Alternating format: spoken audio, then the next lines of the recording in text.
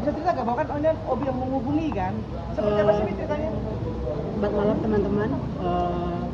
Sebelumnya beberapa minggu lalu saya dihubungi oleh Oya untuk menjelaskan apa yang terjadi tentang tuntutannya.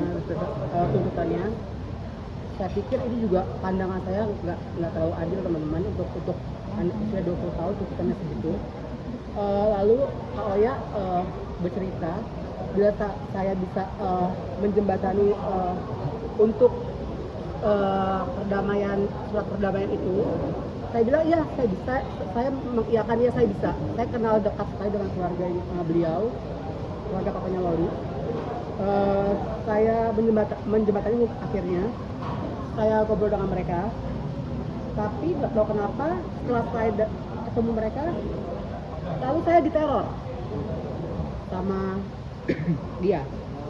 Keluarganya juga diteror sama dia, Oya juga diteror sama dia. Diomongin yang nggak enak.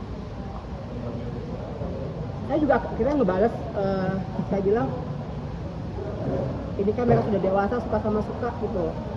Jadi kalau emang ada hal perdamaian yang bisa dilakukan, kenapa enggak gitu. Lalu dia bercerita, dia paling nggak enak lah ngomong ke saya. Saya semakin semangat untuk membantu adanya perdamaian ini gitu. Tapi kan ternyata pihak sananya malah nge-DM keluarga ayahnya Loli dengan kata-kata yang nggak enak, kata-kata yang kurang pantas. Saya dekat sekali dengan keluarga Loli, tapi mereka benar keluarga introvert yang nggak mau dikenal publik gitu. Jadi dari zaman dulu juga nggak pernah tercium kan siapa ayahnya Loli gitu. Jadi saya juga minta maaf sebelumnya ke keluarga Loli karena sebelum saya berhubungan sama Kak Oya, mereka sudah bilang udah Bi, jangan diurus lagi masalahnya Loli dan Adel. Aku bilang kenapa Ma? Aku bilang saya manggil orang tuanya papanya Mama. Kenapa Ma? Kita kan harus berbicara dengan benar gitu. Gak usah takut.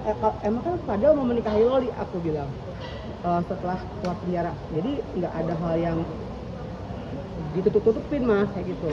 Bukan ditutupin, mereka malas aja kalau misalnya ayahnya Loli diserang sama wanita itu. Dan sampai kemarin 2 hari yang lalu saya dikirimkan bukti DM perempuan itu nyerang ayah Loli.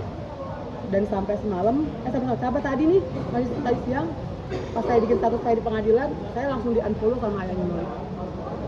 Jadi saya nggak takut karena di sini saya berdiri yang benar gitu, karena nggak ada salah sih menurut pandangan saya, mereka nggak salah sih sebenarnya.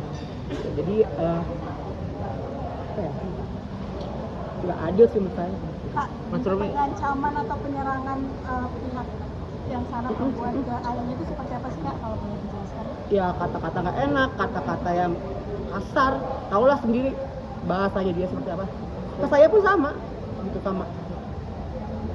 Itu tuh Enggak ya ancamannya kata-kata yang kasar, kata-kata yang nggak mengakui lah apa gitu.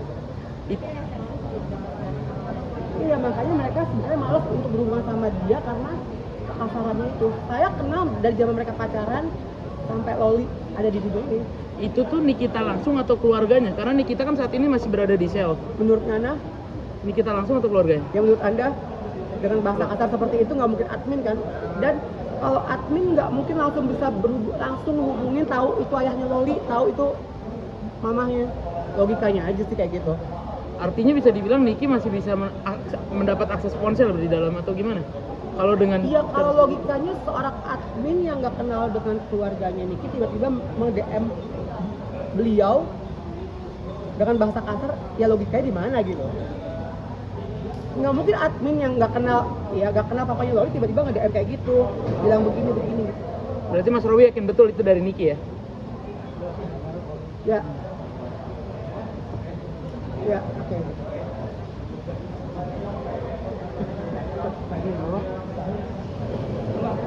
Tapi setelah itu tetap si ayahnya sendiri tetap ingin merestui dan ketika itu walaupun diancam Dia merestui tapi dia malas ribut sama sana. dia merestui tapi dia malah ribut sama yang di sana itu. Saya banyak kok bukti katanya di forward dari mamanya papanya Wali ke saya, kata-katanya kasar.